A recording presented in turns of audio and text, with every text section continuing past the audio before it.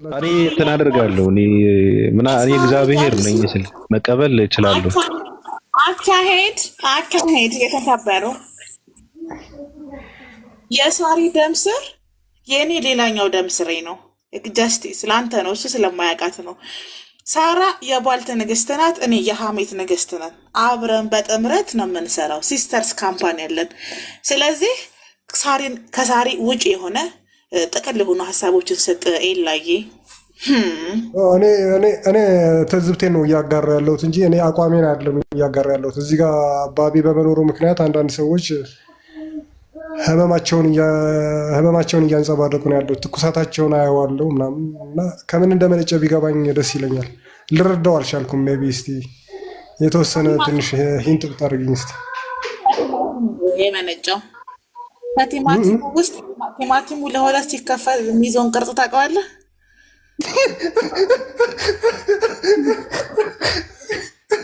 እኔ እንደፈለጋች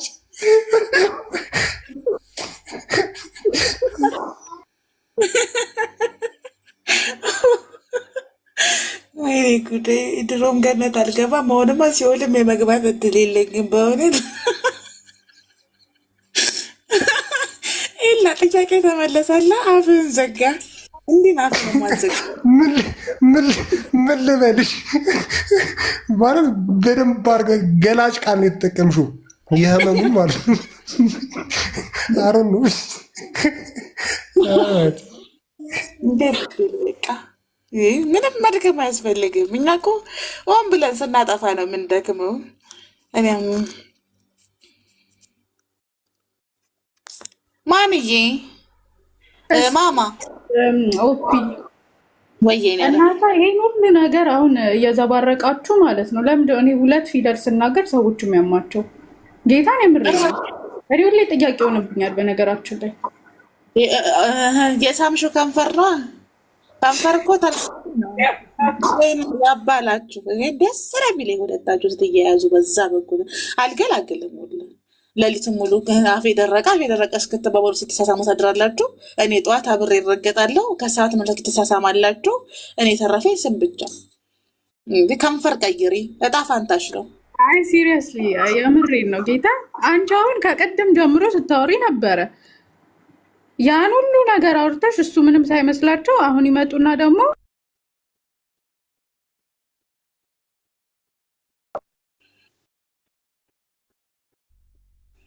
እኔ ስናገር አይመማችሁ። ጌታን እኔ እንደፈለጋችሁ ብሳሪም ብትሆኝ ቦልኪኝ ስትፈልጊ who cares?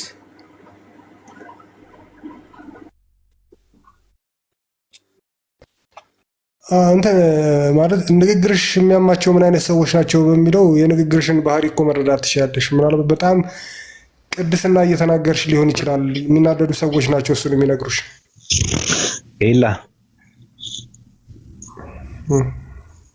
እንዴት ነህ? አለው ባቢ በ10 ደቂቃ ውስጥ ተመልሶ ይመጣለሁ። ቤቴ ማኔጅ አድርገው ፍቅራችንንም በዛው ባልና ሚስት ከአንድ ወንዝ ይቀዳሉ የሚባለው ሊዱ ላይም እንደማማግጥብኝ የማጣራበት መመዘኛዬ ነው። ቤቴን ሰጥቻለሁ። 10 ደቂቃ ንጉስ ነህ ታውቃለህ። በዚህኛው ስልጣን አለ በመጣው ኢንጆይ አድርጉ። ተጫወቱ፣ ቀልዱ፣ ተጫወቱ። በቃ ዝም ብላችሁ ተጫወቱ። እኔ እንትን አልልም። ተጫወቱ እንደ አንተ ያላወራህበት ቤትማ ይፈራርስ። የኔ ፍቅር የአንተን ድምፅ ካልሰማን እንደ ፀሐይ ይወጣልናል። ምን ማለት ነው? በቃ ነቃን እኮ እንዴ ከእንትና ጋር ከንፈራችሁ እስከሚደርቅ እንደምታደርጉ እሱም አንተ ስነካ እንደሚያማ ታወቀን እኮ። በቃ ምንም ወደዚህ መጠን እኮ ሞዴሬተሮች እኮ ኮሜንታተሮች እኮ ይነግሩኛል። አላምን ብዬ ሆፒ ትናንት የት ነበርሽ ይሉኛል። ቤት እላችኋለሁ። አይ የአንቺ ነገር ይሉኛል። እኔ መች የተገለጠ ወጣች እንዴ ስልክ ገብቶ ባል ነው ትመጣለች። ከሌላ ጋር ኧረ እኔ አላውቃትም እኮ እኔ ዝም ብዬ ነው እኮ እንደዛም አላውቃትም። እኔ ማነች ግን ኤላ ወይ ኦፓ ያወራችሁ ስለማንን ነው? እኔ ስለማላውቀው ነገር ነው ስታወራ ነበር እያልከኝ ነው? ውጊያ ኧረ እኔ የኦፓን ነው የማውቀው። እኔ የኦፓ ከንፈርን ብቻ ነው የማውቀው። ስማ ወይ እንዴት ነህ? አለሁኝ አልሐምዱሊላህ። ሰላም ነው? ደህና ነኝ። ካለው ምን ሆናለሁ? ግን የተወሰነ ግን ብትሄድበት አሪፍ ነው ማለት የሆነ ሂንት ብትሰጠን አሪፍ ነው። ምንድን ነው ኦፓን ነው ማውቀው አልክ። ከዛ በፊት ደግሞ የተወሰነ ስለ ከንፈር ምናምን አውርተህ ነበር ብዬ አይስቱ እኔ አላቅም። እናንተ በራሳችሁ ወድ ብትጫወቱ መልካም ነው። እኔ ደስ አይለኝም በነገራችን ላይ ካላሰብኩበትም ራሱ። ምክንያቱም ምንድነው መገፋፋትም አልፈልግም። እኔ አሁን ትልልቅ ሰዎች እኛ ጋር ስላሉ ይሄ የእንትናችንን ባህሪ መግለጥ አልፈልግም፣ ማሳየት አልፈልግም። ገብቷል? ቀውስ ያለ ባህሪ የለም። ዝም ብለህ መሰዳደብ፣ ይሄ የብልግና ቃላቶችን እየተጠቀሙ እንትን ማለት እሱ ማሳየት ስለማንፈልግ ሰው ደግሞ ገፋፍቶ ወደዛ ነው የሚያስገባ። እኔ ደግሞ የሚከለክለኝ ምንም ነገር የለም። ገብቷል አባባሌ? ለእኔ ክልክል አይደለም እሱ። እንደውም ደስታዬ ነው እንደዛ ቢያደርጉ ሰዎች ደስታዬ። እንደውም ጥማት አለብኝ የመራገጥ። ገብቷል? እና እዚህ ጋር ደግሞ እንደዛ መሆን የለበትም በሚለው ቁም ነገር እናወራ የተሻለ ነው አይደል? እኔ ለምን በዚህ ልክ ሰው እንደሚቃጠል እንደሚጨስ አላውቅም። ለምንድን ነው? እኔም ብረዳው ደስ ይለኛል። እኔም እኮ ልረዳው የተቸገርኩት ልረዳውም እየፈለግኩ ያለሁት እሱን እኮ ነው። ሜይ ቢ ምንድን ነው የተፈጠረው ነው ያልገባ ብሎኛል። ገባህ አንተ? ደህን የሆኑ ሰዎች መጡ፣ ግን ከዛ መሳደብ ጀመሩና ከአንተ ጋር በተያያዘ ደግሞ ሊዱንም ሲሰድባት አየው። ምንድን ነው ምክንያቱ? ይህ ጉዳይ ምንድን ነው? ያለፈኝ ፓርት አለው የዚህ ፕሌይ ላይ ብዬ እያሰብኩ ነበር። ብቻ አላውቅም። መንገድ ላይ የወደቀ ቲማቲም ብታገኝ ምን ታደርገዋለህ? የለም ያው ወደ ዳር ነው እንግዲህ ማድረገው፣ ሰው እንዳይጥል አዳልጦ ምናምን። በእግርህ ነው እንደ ቲማቲሙ እንደ ብልሽት አይነት ነው። አንድ ቀን ሙሉ የዋለ ከሆነ ፀሐይ የመታው ምናምን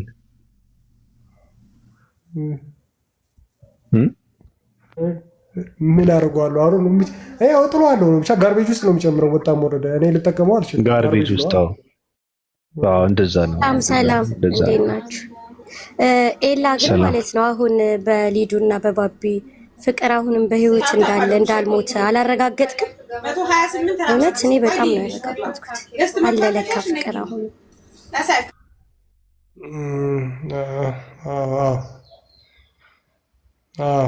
ሲገናኙ ያገረሻል። ስፔሻሊ ደግሞ ሲገናኙ ነው የሚያገረሻው መሰለኝ።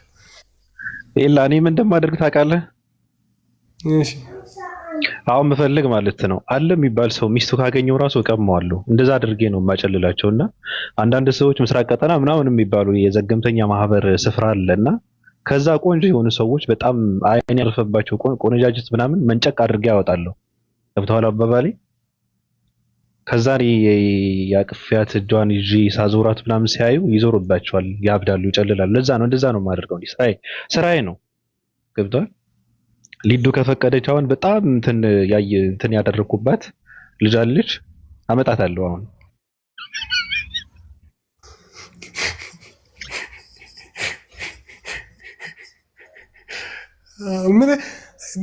ከዚህ ጥበብህ ግን ትንሽ ብታካፍለን ሜይ ቢ። እኔ ይህን ጥበብ እወደዋለሁ። በጣም ያጣው ጥበብ ነው።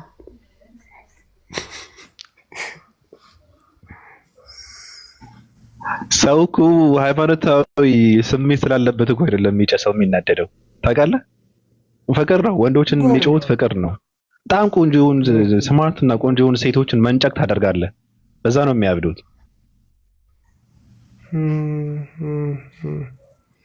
ነው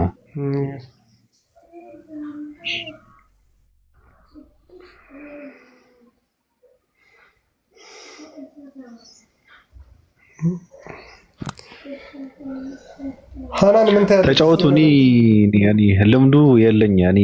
ሰው ቤት ገብቼ መቀደድ መተርተር የሚባለው ነገር ልምዱ የለምና ተጫወቱ። እስኪ ልስማ ትንሽ፣ ምናልባት ድፍረቱ እስኪመጣ።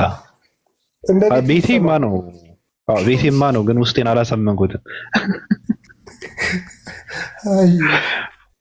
ማን አባቱ ነው እዚህ ጋር ቤቴ አይደለም ብሎ የሚያወራ? ታዲያ ማን አባቱ አለ?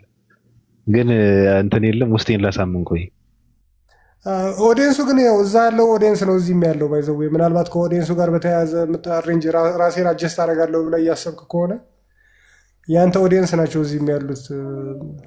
በተመሳሳይ መልኩ አድሬስ ልታደርጋቸው ትችላለህ ነው እያልኩ ያለው። አዎ እሱንማ ይገባኛል። ግን አገልጋዮች ሊኖሩ ስለሚችሉ ነው የማላውቃቸው አገልጋዮች ሊኖሩ ይችላሉ። ወንድ የሚያገለግሉና ሴት የሚያገለግሉ፣ ንጉስ የሚያገለግሉና ንግስት የሚያገለግሉ ሰዎች አንድ እንትን የላቸውምና እንደምታውቀው አገልጋዮቹ እንትን ይላሉ። ገብቷል? ኦኬ ኦኬ። ለዛ ነው የተወሰነ አጀስትመንት ይፈልጋል ነው እያልከኝ ያለው በአጠቃላይ። ኦልራይት እሺ።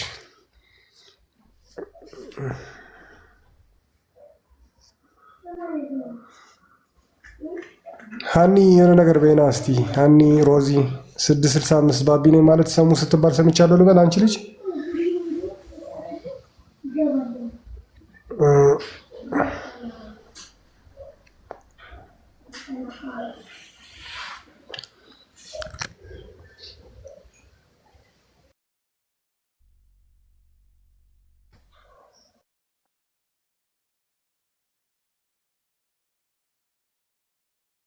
ሊዱ የት ሄዳ ነው? ሊዱን አታስገቡት።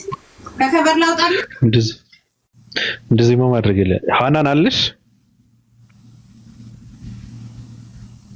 665 ሃናን አላችሁ? ባቢ ሰላም፣ እንዴት ነህ? ሰላም ነው። እንዴት ነሽ? አልሐምዱሊላህ። እንኳን ደህና መጣ ብለናል። አመሰግናለሁ። ቀጥይ። አካውንት ሳባት እስቲ። ሞዴሬተር አለ አይደል? ቼሪ ሳሪ የሚል አንድ አካውንት አለ። ሳባው እስቲ። ማንን? ቼሪ ሳሪ CHRRY ሳሪ ቼሪ ለማለት ይመስለኛል እንግዲህ። ከዛ ውጪ ኦኬ እሺ። በትክክል ባይጻፍም ጽሁፉ ጄሪ ነው ማለት ነው። እስኪ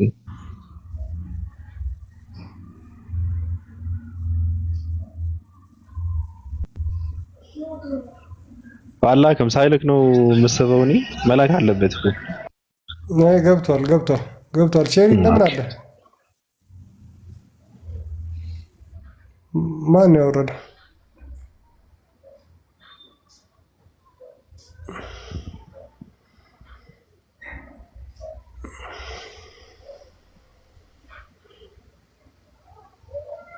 ምንድን ነው የተፈጠረው? አልገባኝም። ማን ያወረደው? ቼሪን ማን ያወረደው? ቼሪን ወይ ያወረዳት ግቢ ነው የምትባለው። ቼሪን አስገቧት እስቲ። ሜቢ ራሱ ነው የወረደው። ታውቀዋለህ?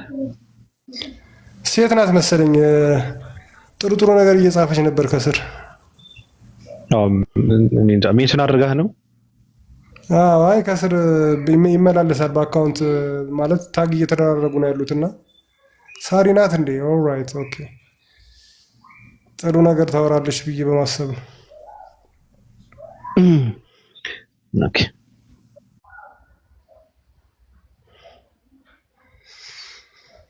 ምንድነው አሁን እዚህ ቤት ለስድብ የሚያበቃቸው ምክንያት ምን እንደሆነ ምንም ልረዳው ያልቻልኩት ነገር ነው። ባቢ አሁን የወንክ ጥገኛ እየተባልኩኝ ነው። አላውቀውም። ሲምፕል የሚባለው አካውንት የወንክ ጥገኛ ይለኛል። አሮን ነው ምን ተናገረ እንደዛ እንደሚለኝ። ኤላ ተዋቸው፣ ችግሩ ምን ንቀርተዋቸው። አሁን ኮመንት ለሚያደርጉ ሰዎች ነው እየመለስክ ያለው? አይ የሚገባ ሰው እየፈለኩኝ ነው። አክቹዋሊ ሰው እየመረጥኩ እያለ እኔን ታጋዳ። እሱ መልካም ነው። ከታች የሚጽፉ ሰዎች ግን ያው ከዛ በላይ ምንም ማድረግ ስለማይችሉ ገብቷል። ከፈለጉ ገብተው መናገር ይችላል። ለነሱ ግን መመለስ የለብህም። ገብቷል። ከታች ያለ ሰው ምንድነው ከላይ ቁጭ ብለህ እንዴት መሲ ነይ እስኪ መሲ ትግባና እኔ ጠይቃታለሁ እሷን። መሲ ሃይማኖታዊ ጥያቄ በጠይቃት እንደውም እሷ ጋር ብናወራ አሪፍ ነው እንጂ ዝም ካል በጣም ከባድ ነው። ከተናገርን በጣም ከባድ ነው። አናጋሪ ሰዎች ስላሉ ነገሩ ወደ ሌላ ነገር እንዳይሄድ እንትን ብለን ነው።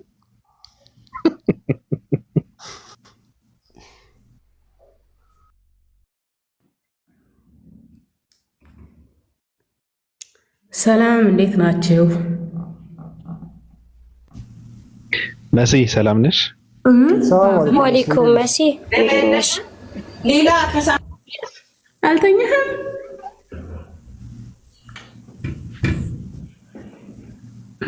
ማንን ነው? አንተ?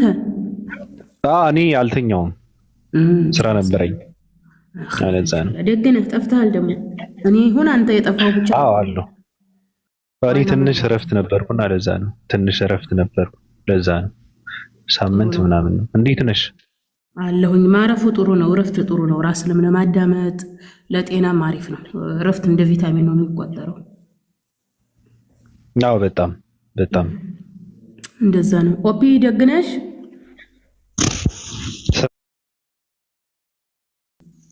የሰላዮቹ ልብ የቲክታክ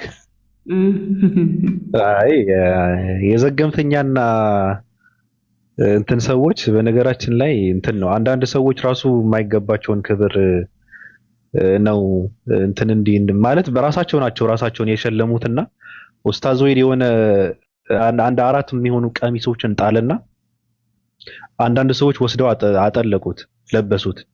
ገብቶሻል? እኔ ነኝ በማለት እኔ ልካቸው ይሆን አይሆን አላውቅም፣ ግን እኔ ነኝ ብለው ቀሚሷን ለብሰው ሲያወሩ ነበረ። ነገሩ ግን እነማን እንደሆኑ ስለማይታወቁ ከባድ እንትን ነበረ እንደምታውቂውና ዝም ብሎ ነው እሱ ነው የሚያውቃቸው እነማን እንደሆኑ ራሱ። ኦኬ ኸይር ነው። ኮሜንቶች ያው ተዘግቷል እያሉ ነው። ከተዘጋ ኸይር ነው። መልካሙን ያምጣ እላለሁኝ። ሌላ ምንም አልልም። ሚላ አጀንዳ ካለ በዛ ላይ አስተያየት ልስጥ በቃ። ኦኬ ሀሳብ መስጠት ትችያለሽ፣ ግን ችግር ያለው አይመስለኝም። አያስፈልግም። ከተዘጋ ጥሩ አይደለም። አልተዘጋም። እሺ አልተዘጋም። እሺ አንድ ዲያቆን በነገራችን ላይ አንድ ኡስታዝን ንግግር ቆርጦ የሆነ መጥፎ አጀንዳ አስይዟል። በዛ ዙሪያ ቪዲዮስ እኔም ሰርቻለሁ፣ የሰሩ ወንድሞችም አሉ። ሄዱና ኮፒ ሊንክ አድርጉ፣ ሸር አድርጉ፣ ብዙ ሰው ጋር እንዲደርስ ማለት ነው። በጣም ነው የሚያሳዝነው። እንግዲህ ተራውም ዋሽቶ ዲያቆኑም ዋሽቶ እንዴት እንደምንዛለቅ አላቅም። እና ኡስታዙን ከቻሉ ራሱ ወደ ህግ መጠየቅ አለባቸው። ኡስታዙ አንደኛ ቲክቶከር አይደሉም። ያስተማሩበት አውድ ተቆርጦ እንደዚህ አይነት መጥፎ ነገር ተሰጥቷል። ኢቨን ለቤተ ክርስቲያኑትን ማመልከት ይቻላል። ምክንያቱም በቤተ ክርስቲያኑቱ ናት እንግዲህ ድቁና የምትሰጠው። ድቁና የሰጠቻቸው ግለሰቦች የአንድን ግለሰቡ የአንድን ሃይማኖት የሌላን ሃይማኖት መምህር ያስተማሩበትን አውድ ቆርጦ እንደዚህ አይነት ትርጉም መስጠት እንዴት ይታያል? አዎ ለሲኖዶሱ ቢጠይቁ ማመልከቻ ቢያስገቡላለሁ። ኡስታዙ መጅሊሱም እንደዚሁ የኢትዮጵያ የፌዴራል ጸጥታ ኃይሎችም እንደዛን ነገር ቢያዩ። ምክንያቱም የዝም ብሎ ተራ ቲክቶከር አይደለም። ኡስታዙም በእስልምና ሃይማኖት በመጅሊስ የሚታወቁ ናቸው። ሰውየውም በቤተ ክርስቲያን የሚታወቅ ነው። ተራው አሁን እንግዲህ እኔ ንጽጽር ላይ የሚሰሩትን ይከሰሱ ብዬ አላውቅም። እንግዲህ እነሱም ንጽጽር እናደርጋለን የሚሉ የፕሮቴስታንትና የኦርቶዶክስ አረሞች ናቸው። እነሱ የሚዋሽትን ስናስተካክል፣ የሚቆርጡትን ስንቀጥል፣ የሚደብቁትን ስናጋለጥ ነው የምንውለው። ነገር ግን እኒህ ኡስታዝ ቲክቶከር አይደሉም። ኦኬ ስለ እንስሳ ማረድ በእስልምና ሃይማኖት የእንስሳትን መብት አለ፣ የጠላትን መብት አለ። ምክንያቱም ነቢያችን መሐመድ ዓለይሂ ሰላቱ ወሰላም ፍትህ የሚሆነው ለጠላትም በትክክል ስትፈርድለት ነው ብለው ነው ያስተማሩን።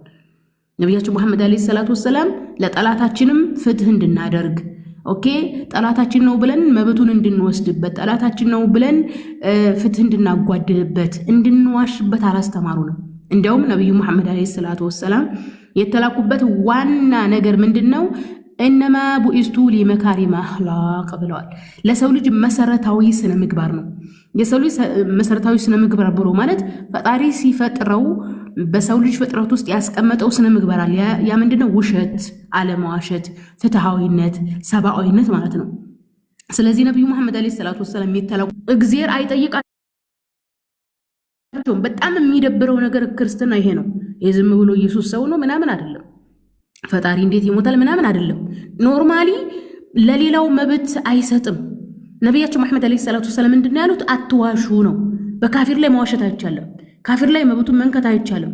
ምክንያቱም አላህ በአላህ ዘንድ ያስጠይቃል። ያ ጀማዓ እና እኔ በጣም እጅግ ከሚያሳዝነኝ እነሱ እጅግ ከሚያሳዝነኝ ክርስትና ከዶክትሪኑ ከዶግማ ውጪ እጅግ የሚያሳዝነኝ ከነሱ ውጭ ያለው አማኝ የሚሰጡት ስም ማጥፋት፣ የሚዋሹት የሚወስዱት መብት መጣስ ነው። እኔ በጣም ነው የገረመኝ እና ይህንን መልእክት ለማስተላለፍ ነው። ኡስታዙን የምታውቋቸው ሰዎች ወደ ሲኖዶሱ ሄደው ክስ ያቅርቡ። ወደ ፌዴራል መጅልስ ወደ ፌዴራል ጸጥታ ኃይል ሄደው ክስ ያቅርቡ። ምክንያቱም አውዱን ቆርጠው ነው እንደዛ ያሉት። በነገራችን ላይ በእስልምና ሃይማኖት ሁሉን አቀፍ ነው። ሁሉን አቀፍ ነው ሲባል ምንድነው? ሉዓላዊ ነው። ሉዓላዊ ሲባል ወታደራዊ ስርዓት፣ ማህበራዊ፣ ኢኮኖሚያዊ፣ ፋይናንሻሊ የያዘ ነው። ስለዚህ በእስልምና ሃይማኖት በሉዓላዊነቱ ውስጥ ወታደራዊ ስርዓት አለ። ያ ሉዓላዊ ወታደራዊ ስርዓት የራሱ ህግና ደንብ አለው።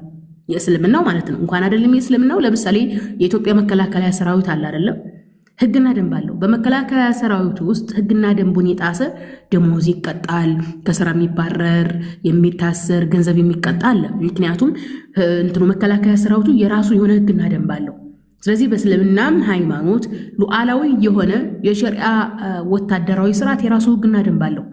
በጠላት ላይ ድንበር ማለፍ የለም።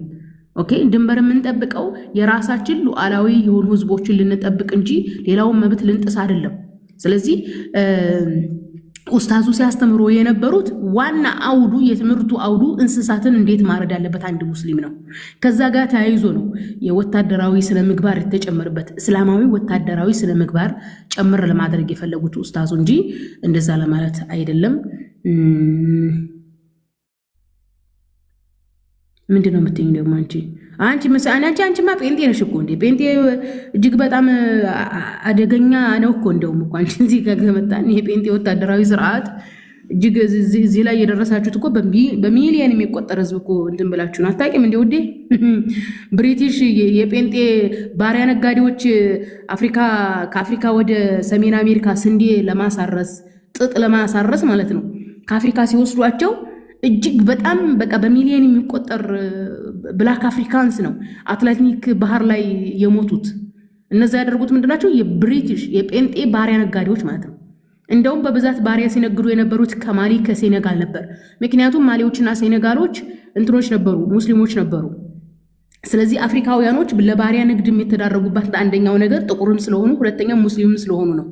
ስለዚህ ብሪቲሾች የፕሮቴስታንት መንግስት ነን ብለው ስለሚያስቡ ነበረ ብላክ አፍሪካንስ ለረጅም ጊዜ በባሪያ ንግድ ሲገዟቸው የነበረው እና ከአፍሪካ ወደ አሜሪካ ምድር ለመሄድ በአትላንቲክ ባህር ነበር የሚሄዱትና ጉዞው ረጅም ከመሆኑ የተነሳ በጣም መጥፎ የሆነ መርከብ ላይ ነበር የሚጭኗቸው።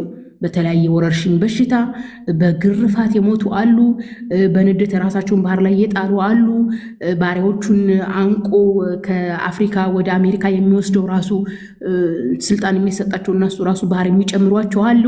በነገራችን ላይ ፕሮቴስታንቶቹ ብላክ አፍሪካንስን አሜሪካ ምድር ወስደው ስንዴ ሲያሳርሷቸው የስንዴ እርሻ ለምንድን እንደሚወስዷቸው ታውቃላችሁ? እንግዲህ አሜሪካን ምድር የእንትኖቹ ነበር የኢንዶጂኒየሶቹ ነበር እና አሜሪካኖቹ አሁን ላይ የምታዩቸው እነዚህ ነጫጮቹ አውሮፓ ናቸው። የአውሮፓ፣ የእንግሊዝ፣ የፈረንሳይ፣ ጣሊያን ምናምን ስፔኖች ናቸው እና ከዚህ ሰፋሪዎች ናቸው። ኤኒዌይስ የአውሮፓ ሰፋሪዎች ናቸው። አሜሪካ ምድር ላይ ሲሰፍሩ አሜሪካ እጅግ ሰፊ የሆነና አመቹ የሆነ መሬት ነበር እና በጣም ብዙ ስንዴ ይዘሩ ነበር። ጥጥ ምናምን እርሻ ግብርና ነበራቸው። ኦኬ፣ ያንን ግብርና እነሱ መስራት አይፈልጉም። ጥቁሮቹ እንዲሰሩ አድርጓቸው ነበር። እናንተ ጥቁር ባሪያ ተደርገው ከአፍሪካ መወሰዳቸው ጥጥ እርሻ እንዲያርሱ ስንዴ እንዲያርሱ ብቻ መሰላችሁ እንዴ? አንድ ወጠምሻ ብላክ አፍሪካን ባሪያ ካለ ተገዶ ከብዙ ሴቶች ጋር ግንኙነት አድርጎ ልጅ እንዲወልድ ይደረግ ነበር። ኦኬ፣ ይሄ ቁመቱ ረጅም የሆነ ፈርጣማ የሆነ ባሪያ ነው ያሉትን አፍሪካዊ የሆኑትን ከብዙ አንድን ባሪያ እስከ 200 ላምን ልጅ ያስወለዱት እንዳለ በታሪክ ተቀምጧል። ታውቃላችሁ? አስገድደው ከዚችኛውን ባሪያ ጋር እንዲተኛና ልጅ እንዲወልድ የሚወለዱት ልጆች ያኔ ለባርነት እንዲያገለግሏቸው ማለት ነው። ለምሳሌ የመጀመሪያውን የአሜሪካን ኮንግረስ የመሰረተው ጆርጅ ዋሽንግተን የሚባለው በአውሮፓ ላይ የፕሮቴስታንትን ስርጭት ያስፋፉት የሄነሪ 8ኛ የንጉሱ ከዛ ጋር ቤተሰብ የነበረው ሰው ነው። ያኔ ግንኙነት የነበረው እነሱ ሲረዱት የነበሩ በአሜሪካ ላይ ፕሮቴስታንትን ሲያስፋፋ የነበረ ነው ጆርጅ ዋሽንግተን እና 300 የሚጠጉ ባሪያዎች ሁሉ ነበሩት።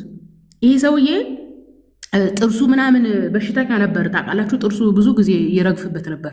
እናንተ ባሪያዎቹ ማለት ነው ጥርሳቸውን አስወልቆ የባሪያዎቹን ጥርስ እሱ አፍ ውስጥ ያስገጥም ነበረ። ያኔ የጭካኔው ብዛት ማለት ነው። ስለዚህ ክርስቲያን አትበይ ውዴ፣ አንቺ ኢየሱስ ያድናል ብሎ አንዱ ጴንጤ ሰጠሽ ከቤተ ክርስቲያን አስራት ጋር ያን ነው የምታውቂው እንጂ የፕሮቴስታንትን ታሪክ ዶክትሪን ኢቨን አታውቂው። እሺ ወንጌላው በነገርሽ ላይ እንትናን ጠይቄ ወንጌል ያሸነፈ ለምትይ ያቺ ሶፊያ ሽባባውን ጠይቂያት። አሜሪካ የተመሰረተችው በወንጌል ነው ብላለች። ያኔ በምንድነው? በነፍጥ ነው የተመሰረተችው ብላ ነው ትነግርሻለች በደንብ። እነ ጆርጅ ዋሽንግተን የብሪቲሽ እንትኖች ፕሮቴስታንቶች አሜሪካን እንዴት እንደመሰረቱት ታስረዳሻለች። እነዚህ እኮ እናነባለን ምናምን የሚሉ ጴንጤዎችን እኮ በጠይቁ እኛ ጋር እየመጣችሁ እዚህ አታነፍሩንም። እና በጣም ነው የሚያሳዝነው። እና ፕሮቴስታንቶች እዚህ ዓለም ላይ እጅግ በጣም ሰቅጣጭ የባሪያ ንግድነትን፣ ቅኝ ግዛትን፣ ፕሮቴስታንትን የማስፋፋት ነገር አድርገዋል። በነገራችን ላይ ፕሮቴስታንት ስቲል አሁንም ቅኝ ግዛት እየያዘ ነው። ፍልስጤምን ቅኝ ግዛት የያዙት የጋዛ ህፃናቶችን የሚያስገድሉት ፕሮቴስታንቶች ናቸው፣ አሜሪካኖች ማለት ነው።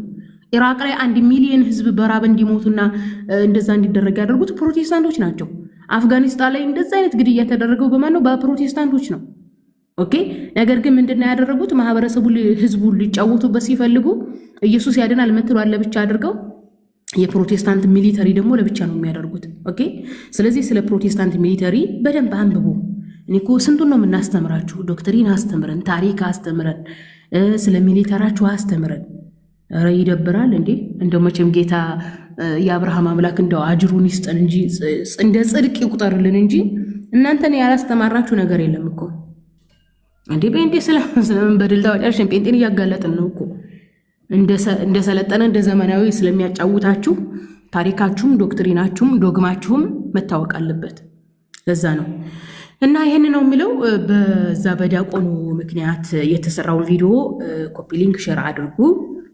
ይህን ነው የምለው። ባብዬ ኦፕያሎች መቼ ግን መፍትሄውን አልነገርሽንም። እንግዲህ የፕሮቴስታንቶችን ምንድነው አካሄዳቸው እያጋለጥኩ ነው። እኔ አደንቃቸዋለሁ። በነገርሽ ላይ እንደዚህ አይነት ብልጥ ሰው ብልጥ የሆነ እንቅስቃሴ የሚያደርጉ ሰዎች አድናቂ ነኝ እኔና እኔ የፕሮቴስታንቶችን አድናቂ ነኝ። ኢትዮጵያ ውስጥም ብዬ አላቋርጥህና እኔ ወሬ ማውራት ስለማልችል አቋርጣለሁ።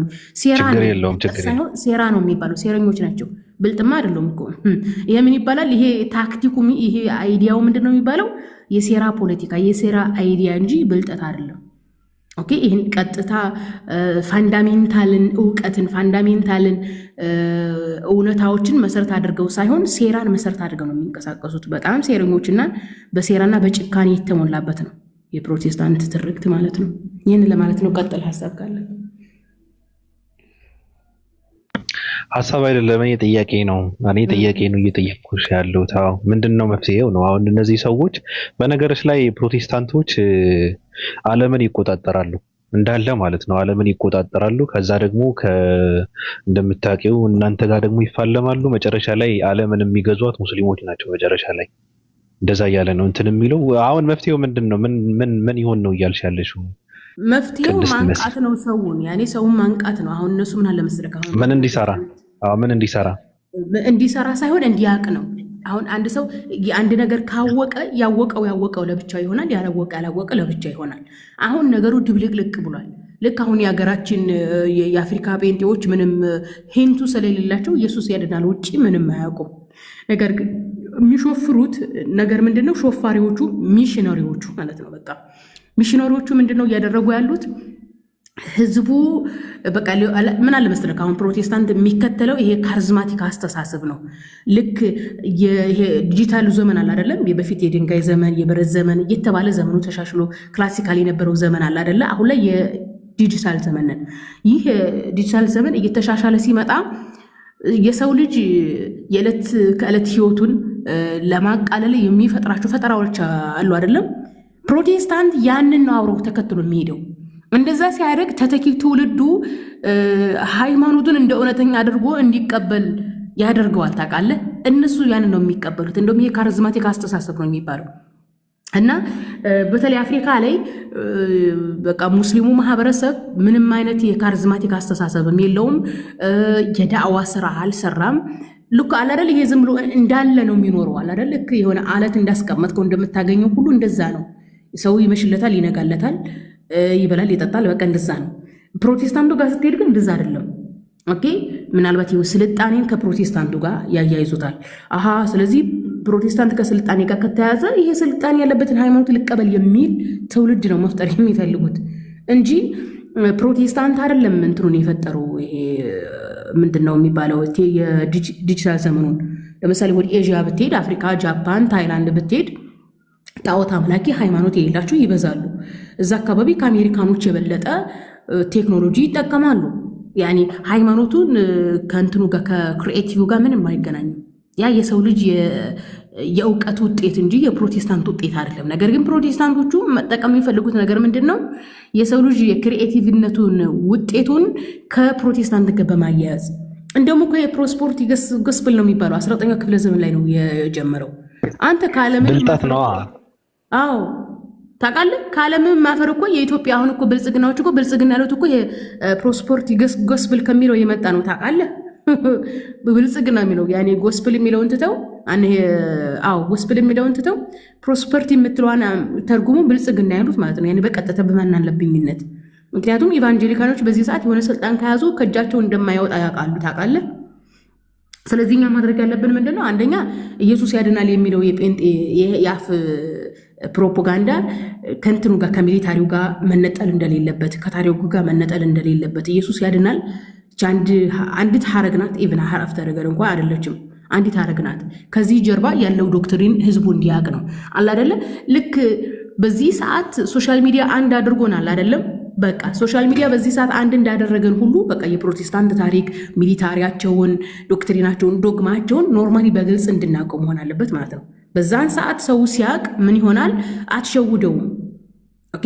ግን ሰው ሳያቅ ሲቀር ነው የሚሸውደው። አሁን በአፍሪካ ላይ ኢትዮጵያ ላይ ብዙ ሰው ጴንጤ ፕሮቴስታንት የሚመስላቸው ዮናታን የሆነ ምግብ እንጀራ አስጋግሮ በሪያርዶ ቁርጥ አዘጋጅተው በቃ የሙዚቃ ኮንሰርት አዘጋጅቶ እዛ ቁርጥ ትበላለህ፣ እንጀራ ትበላለህ፣ ትንሽ ዘለህ ወደ ቤት ትመለሳለህ። ፕሮቴስታንት የሚመስላቸው ያ ነው። ስለዚህ አይደለም፣ ያ አይደለም ነው የኔ ሀሳብ።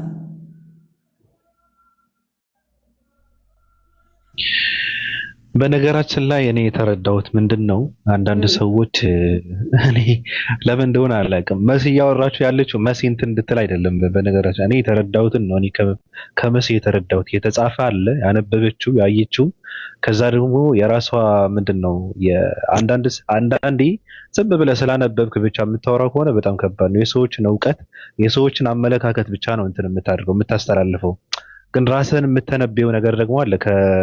ከሁኔታ መሬት ላይ ካለው እውነት አንጻር ራስህን የምተነበየው የምታየው ነገር ደግሞ አለ የምጨምርበትና መሲ የምታወራው እውቀት ነው። አንዳንድ ሰዎች ሰው በራሳችሁ እንትን መለካት የለባቸውም። እውቀት ነው እያወራች ያለችው። ምናልባት ከተጠቀማችሁ መጠቀም ነው፣ ከነቃህም መንቃት ነው። እንትን ማለት መውሰድ ያለብህን ነገር ነው የምትወስደው እንጂ ስምህ ስለተነካ ብቻ እንትን ማለት መጮህ አግባብ አይደለም። እውቀት ነው እያወራች ያለችው።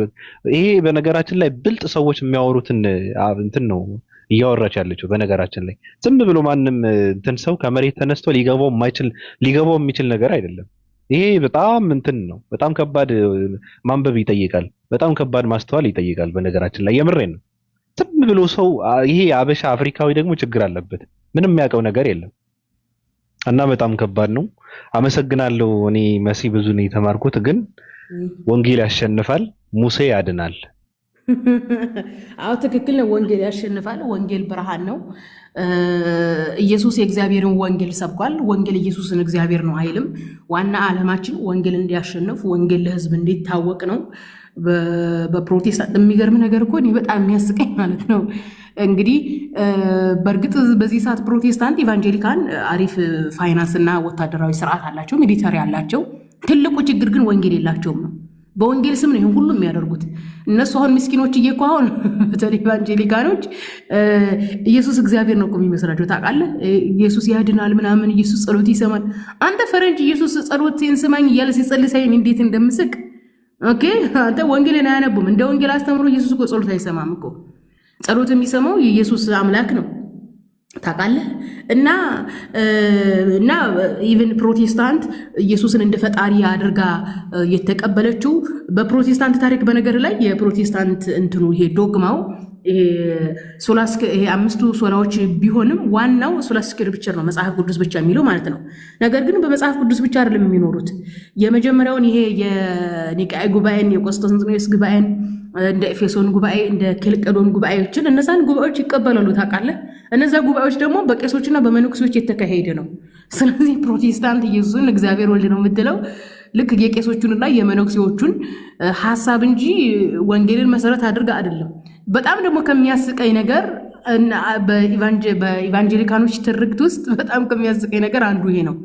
በዚህ ዓለም ላይ ከኛ በላይ ማንም የለም ብለው እንደዚህ የሚኩራሩት ነገር ግን እምነታቸውን ወደኋላ ታሪክ እንኳን አጥንተው በዚህ ዘመን ሙሉ ኢየሱስን ሲያመልኩ የኖሩት ከኢየሱስ ያገኙት አይደለም፣ ከሐዋርያት ያገኙት አይደለም የሚለውን አያውቁም።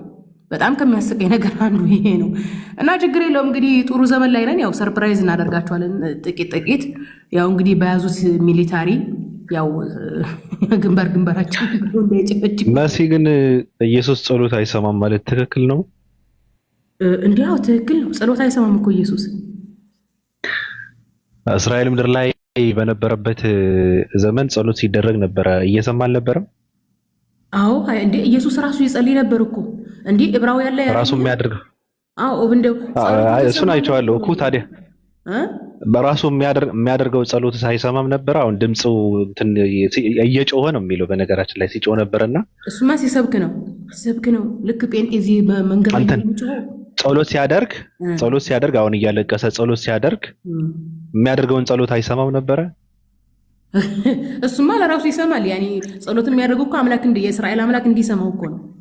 እግዚአብሔር እንዲሰማ ነው የሚጸልየው። ሰማም ሲባል መልስ አይሰጥም ለማለት ነው። ባቢ ነገር ወዴት እየወሰድከው? አውቆ ነው ባቢ ገብቶታል እኮ። እና ጸሎት አይሰማም ጂሰስ ታውቃለህ። አሁን አንድ ፈጣሪ ከተባለ አንተ አስበዋል። ይህ ሁሉ ዘመን እኮ በንጽጽር ኢየሱስ አምላክ ነው እያሉ ልባችን እንደው ድርቅ ጊዜያችንን ጭርስ ነው ያደረጉት። ግን አንድ አካል አምላክ ከተባለ ግዴታ ጸሎት መስማት አለበት እኮ። አንድ አካል አምላክ ከተባለ እኔና አንቺ በምድር እንዳለን ያውቅ ይሆናል ኢየሱስ። እኔና አንቺ በምድር እንዳለን አያውቅም። በነገር ላይ ኢየሱስ ኢቭን ብላክ ፒፕል እንዳለ ምናምን አያውቅም እኮ የሚያውቀው። ምክንያቱም አንደኛ ሰው የተላከው ከእስራኤል ቤት ለጠፉት በጎች ነው የተላከው። ለጠፉቱ ያልጠፉ እኮ አሉ። የጠፉትን ለመመለስ ነው የተላከው። እንኳን አይደለም ብላክ ፒፕል አለ ምናምን ሊል እናንተ መኖራችንን ሊያቅ ቀርቶ በሰዓቱ እንዲ አንተ በሰዓቱ እዛ አንተ እዚህ ፍልስጤም ምድር ላይ የበለስ ወራት መቼ እንደሆነ ራሱ አያውቅም እኮ። አንተ ዛፊቱን ድብና አድርጓል የረገማት። ለምንድን ነው ፍሬ የሌለሽ ብሎ? እንዴት ነው ዛፊቱ ካለ ጊዜዋ የምታመጣው ፍሬ የምታመጣው? እንደውም ብሏል እኮ አሁን ለምሳሌ ስለ ዳግም ምጽአት እኮ ስለዛች ቀንና ስለዛች ሰዓት ከአባት በቀር የሚያውቅ የለም፣ መላእክትም አያውቁም ብሏል። ስለዚህ ኢየሱስ ክርስቶስ መላእክት አያውቁም። መላእክት ፍጡሮች ናቸው፣ አያውቁም። ኢየሱስን ፍጡር ነው፣ አያውቅም። ለዚህ ነው ጸሎት አይሰማም ኢየሱስ ክርስቶስ። እንኳን ጸሎት ሊሰማ አሁን እኮ ምን ይላል መሰለህ መጽሐፍ ቅዱስ ላይ እግዚአብሔር ጸሎቴን ሰማኝ ነው የሚለው እንጂ ኢየሱስ ጸሎቴን ሰማኝ አይልም። እና ወንጌል እውነት ብርሃን ነው። ኦኬ። ስለዚህ የወንጌል ብርሃንነትን በኢስላም በኩል ዓለም እንዲያውቅ እናደርጋለን ኢንሻአላህ። አላህም ያግዘናል። የኢየሱስ መንፈስ ሳያግዘን አይቀርም። አይዋ ይቅር እኔ እግዚአብሔር ነኝ ተቀበያለሽ ማለት ለአንተማ ሰው ነህ። አንተማ ሰው ነህ። እግዚአብሔር እኔ ሰው አይደለሁም ብሏል። እኔ ሰው አይደለሁም ብሏል። እግዚአብሔር መለኮት ነው። አንተ ደግሞ ሰው ነው፣ ፍጡር ነህ። እግዚአብሔር መለኮት ነው። ማንም የለም። እግዚአብሔርን ያየ ማንም የለም። አሁን እኔ አንተን አውቃለሁ። ኦኬ። በአጭር ቁመት በጠባብ ደረት የተወሰንክ እንደኔ ሰው እንደኔ የምትበላ የምትጠጣ እንደሆን ካውቃለሁ። እግዚአብሔር ነኝ ብትልኝ አልቀበልህም። ምክንያቱም እግዚአብሔር ስላሴዎች ለአብርሃም ተገለጡለት አይልም? ለምሳሌ እመለሳለሁ ወደ እግዚአብሔር፣ ግን ስላሴዎች ለአብርሃም ተገለጡለት አይልም? አብርሃም ቤት የተገለጡት መላእክቶች ናቸው። መጽሐፍ ቅዱስ ራሱን በራሱ እንትን ይላል፣ ይፈታል በሄርሜኔቲክሱ ማለት ነው። ብሉይ ኪዳን ላይ እዛ ዘፍጥረት ላይ አብርሃም ቤት የመጡ እንግዶች ሶስት ሰዎች የተባሉት መላእክቶች እንደሆኑ አዲስ ኪዳን ላይ ያለ እንደውም ጳውሎስ መስለኝ እኮ የአንቺ አስተምሮ ነው። ታዲያ ማንም ክርስቲያን እንደዛ ይላል እንደ ስላሴዎች ናቸው ብሎ ያስተምሮ ሳይሆን የመጽሐፍ ቅዱስ አስተምሩ። አዎ የአንቺ አረዳድ ለማለት ነው። ግን ክርስቲያኖች እንደዛ ብለው ያምናሉ። የኔ አረዳድ አይደለም፣ የመጽሐፍ ቅዱስ ይኸውልህ። ሄርሜኔቲክ አተረጓጎም ብሎ ማለት መጽሐፍ ቅዱሱ ላይ ያለው ዘመን እንደው ታውቃለህ፣ ከዛሬ 500 ዓመት በፊት ማለት ነው። ኦኬ። ከዛ በፊት ምናልባት በወሬ ደረጃ ምናምን ካልሆነ በስተቀር ይሄ አንድምታ ትርጓሜ የሚባለው ከዛሬ 500 ዓመት በፊት ነው በኦርቶዶክስ ታሪክ የተጀመረው። ደግሞም ኦርቶዶክስ ለመጽሐፍ ቅዱስ አንድምታ ትርጓሜ የምትሰጠው ኦርቶዶክስን አስመስላ እንጂ መጽሐፍ ቅዱስ ላይ ያለውን አውድና ታሪክ መሰረት አድርጋ ወይም ጸሐፊዎቹ የሚያምኑትን አይደለም። አስበው፣ የጳውሎስን ደብዳቤ ኦርቶዶክስ በአንድምታና በትርጓሜ ስትፈተፍተው በቃ ስላሴ እንዳለ ጳውሎስ በኢየሱስ እንደሚያምን አድርጋ ነው፣ በኢየሱስ ፈጣሪነት እንደሚያምን አድርጋ ነው እንትን የምትለው። ነገር ግን ሄርሜኔቲክስን የራሱ መጽሐፍ ቅዱስ መሰረት አድርገን የጳውሎስን ደብዳቤ ስናነብ ጳውሎስ በኢየሱስ ፈጣሪነት አያምነው። ቀጥታ እንደውም የኢየሱስን ፈጣሪነት የሚቃወም ኢየሱስ ለጳውሎስ ምንድን ነው? ከእግዚአብሔር ጋር የሚያስታርቅ ሰው ነው። ይሄንን ነው የምንረዳው። ስለዚህ ሄርሜኔቲክ አፈታት ብሎ ማለት ሰዎቹ ጸሐፊዎቹ አሁን ጸሐፊዎቹን እኛ አግኝተን አንጠይቃቸውም። ኦኬ ወይም በዛ ዘመን የነበሩ ሰዎች እንዴት ተደርጎ ነው ሰዎቹ የሚያምኑት የነበረውን የሚለውን መሰረት ተደርጎ ነው የሚፈታው። በመሆኑም ቆይ እንደውም ላሳይ ጳውሎስ እንትና ቤት የመጡት መላእክቶች እንደሆኑ ያለበትን ቆይ ላውጣለህ ከመጽሐፍ ቅዱስ። እኔ ይገባኛል እኮ እሱ እኮ ይገባኛል። ታዲያ ክርስቲያኖች ይቀበሉታል ወይ ነው እኮ የምልሽ። ታዲያ እሱ ይገባኛል እኮ ለአሁን እኮ እኛ ክርስቲያኖች ይቀበሉታል አይቀበሉትም የሚለው አይደለም የሚያስጨንቀን ምንድነው የወንጌል ዋናው መልእክት ነው። ስለዚህ አሁን ክርስቲያኖች እንዲቀበሉት የምናደርገው አንደኛ አሁን ጴንጤውም በጣም የሚያስቀኝ በዚህ አጋጣሚ ጴንጤ ሄርሜኔቲክ ትርጉም እንከተላለን ይላሉ፣ ግን ውሸታቸው ነው። ጴንጤ ሄርሜኔቲክ ትርጉም አይከተልም። ኦርቶዶክስ ኖርማሊ አንድምታ ትርጓሜ ነው የሚለው። ስለዚህ ለኦርቶዶክሶች ወደ መጽሐፍ ቅዱስ እንዲመለሱ የምንመክራቸው ምንድን ነው ኦርቶዶክስ አንድምታ ትርጓሜ የጀመረችው ከዛሬ 500 ዓመት በፊት እንጂ ከዛሬ 2000 ዓመት በፊት አይደለም። ስለዚህ መጽሐፍ ቅዱስን የምንረዳው ኢየሱስ ከዛሬ 2000 ዓመት በፊት ተናግሮታል በሚለው ሂሳብ ነው። ኦኬ ስለዚህ መጽሐፍ ቅዱስ በነገር ላይ ብሉይ ኪዳንና አዲስ ኪዳን አይጣሉም። በመለኮታዊ አስተምሮ አንዱ አንዱን ያስተምራል። ለምሳሌ አሁን ጳውሎስ አብርሃም ቤት የመጡት መላእክቶች እንደሆኑ ያለበትን አይ ቲንክ ዕብራዊ ያለ ነው መሰለኝ። ቆይ መላእክት እንግዳ የመጣላቸው ይላል። ቆይ እስኪ መላእክትን በእንግድነት አምጪው እሱ ታሳይናለሽ፣ ችግር የለውም። ግን እኔ ግን እግዚአብሔር ነኝ መሲ መቀበል አለብሽ በብዙ ባቢ አንተማ ሰው እንደሆንክ እያወቅኩኝ እንዴ አንተ እግዚአብሔር እኮ ሰው አይደለም። እኔ እግዚአብሔር ነኝ። አንተ በልግን አይደለም። አንተ ግን አይደለም። ሰው ነው እንጂ እግዚአብሔር ለምን ሰው አይደለም? ያውቃል። አንደኛ ውስጥህም ያውቃል። ሰውም ሰው እንደሆንክ ያውቃል። እንደ መጽሐፍ ቅዱስ አስተምሮ እግዚአብሔር እኔ አምላክ እንጂ ሰው አይደለሁም ብሏል። ያኔ እግዚአብሔር መለኮት ነው። መለኮት ማን ነው እንደዛ ያለው? እግዚአብሔር ነው መጽሐፍ ቅዱስ ላይ። ስጋ የለበሰው እግዚአብሔር አይደለም? ማን ነው ስጋ? ያማ ለአይሁዶች የተሰጠው የተስፋ ቃል ነው። ኢየሱስ የተስፋ ቃል እኮ ነው። ኢየሱስ አሁን እንግዲህ የሥላሴ አማኞች ኢየሱስ ቃል ነው ይላሉ። ኢየሱስ ቃል ሳይሆን የተስፋ ቃል ነው። እግዚአብሔር ለአይሁዶች የሰጣችሁ የተስፋ ቃል ከዘራችሁ አንድ አይሁድ የሆነ መምህር እሰጣችኋለሁኝ ብሎ የሰጠው የተስፋ ቃል ነው። በእንግድነት እንደ ሙስሊም ነው እያወራሽ ያለችው። ልንግባባ እንችላለን። እንደ ወንጌል ነው። እንደ ወንጌል ነው። ገብቶኛል። በእንግድነት እግዚአብሔር ነኝ ብለህ ስትል እኔ ፈጣሪ ነኝ እያልክ መሆኑ ነው ወይስ ምንድን ነው? እግዚአብሔር ነኝ ብለህ ስትል ምን እያልክ ነው? ምን ማለት ነው? ፈጣሪ ነኝ ማለት እኮ ፈጣሪ ነኝ ማለት ዓለማትን የፈጠርኩት እኔ ነኝ እያልክ አይደለም። ወር ደግሞ እግዚአብሔር ነኝ ስትል ምን እያልክ ነው የሚለውን ነገር ልረዳህ እኮ ነው የፈለኩት። እኔ ግልጽ አድርጌዋለሁ። እግዚአብሔር ነኝ ማለት ለምን እንዳልኩህ እኔ ግልጽ አድርጌዋለሁ። ብዙ ጊዜ ዓለምን የፈጠርኩ ከየት ምንድን ነው እኔ እንዴት እንደተፈጠርኩ ራሱን ማላቅ ሰው ስለሆነ እግዚአብሔር ስለተባለ ነው